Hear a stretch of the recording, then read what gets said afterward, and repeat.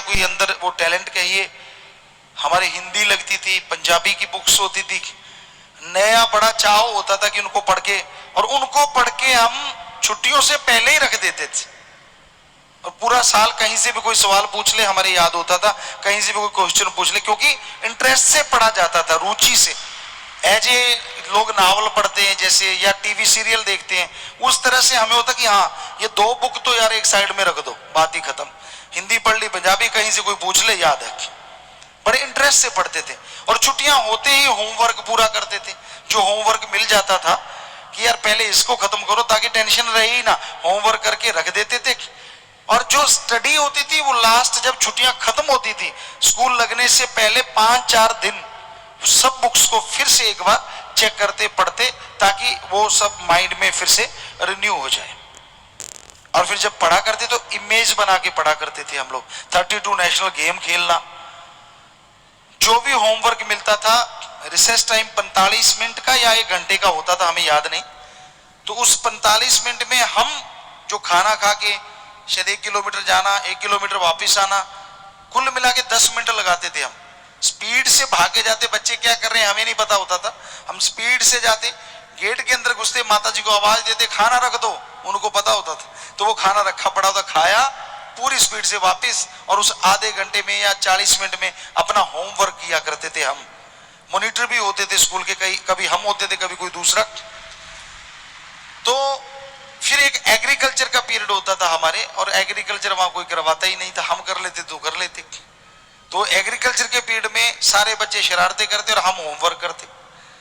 सो यानी 8 पीरियड होते, सभी का होमवर्क वगैरह करके लगभग 80-90% होमवर्क हो जाता स्कूल में। बुक्स वहीं रखते और गेम शुरू, क्योंकि होमवर्क हो गया, होमवर्क के साथ साथ याद भी हो गया, तो वहीं गेम शुरू कर देते। शाम तक गेम चलता, रात को कबड्डी चलती। पर कबड्डी जाने से पहले खाने के बाद 2 घंटे जरूर पढ़ते, या फिर 2 घंटे शाम को नहीं पढ़े, छोटी क्लास में सुबह 2 घंटे जरूर पढ़ते। और जब पढ़ते थे तो ये होता था कि माताजी और बापूजी को बोला होता कोई आए ना हमारे कमरे में मत आ जाना, दरवाजा मत खोल देना।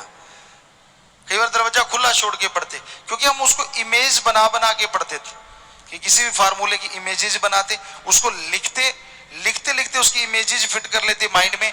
और जब भी कभी फार्मूला था, मैथ्स था, जब बड़ी क्लासें आई तो केमिस्ट्री थी, फिजिक्स थी, इतने गेम के बावजूद भी अच्छे नंबर आ ही जाते थे। तो इमेजेस बनाई होती थी कि वो इमेजेस निकालते, यार उसके साथ केमिस्ट्री लिख देते ऊपर। जब कोई भी क्वेश्चन लिखते, ये केमिस्ट्री लिख के और फिर उसका वो करते, फिजिक्स लिख के, फिर वो तो पूरी इमेजेस खींच लेते, जैसे कैमरे से कैमरामैन खींचते, फोटो खींच ली तो वो बन गई ना याद। तो वैसे एक माइंड में हमारे एक मालिक फोटोग्राफर बैठा हुआ, ऑटोमेटिकल फोटोग्राफर है। ऐसा अभी तक ना तो कोई कैमरा है ना कोई फोन, जैसा हमारा माइंड है।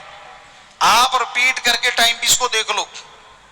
अब उदाहरण दे रहे हैं आपको कि मैंने सुबह 4 बजे उठना है, सुई को देखो, अच्छा 7 पे आई हुई है, 8-9 पे आ गई, अब मैं सो रहा हूं, सही 4 बजे जागूंगा, थोड़ा सिमरण करो, फिर 4 बजे जागूंगा, थोड़ा सिमरण 2-1 मिनट, फिर 4 बजे जागूंगा, सुई को देखो, सो जाओ, 5 मिनट पहले जाग आ जाएगी, आप चाहे चेक कर लेना।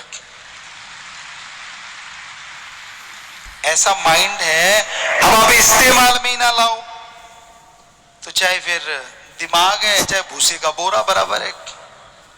इसमें बहुत कुछ है, इमेजेस बनाओ पढ़ते टाइम। और कई होते हैं रट्टा पीर, हमारे भी थे एक सज्जन रट्टा पीर, नाम नहीं लेंगे हम पढ़ा करते, और जब वो पढ़ा करते सारा गांव सुना करता।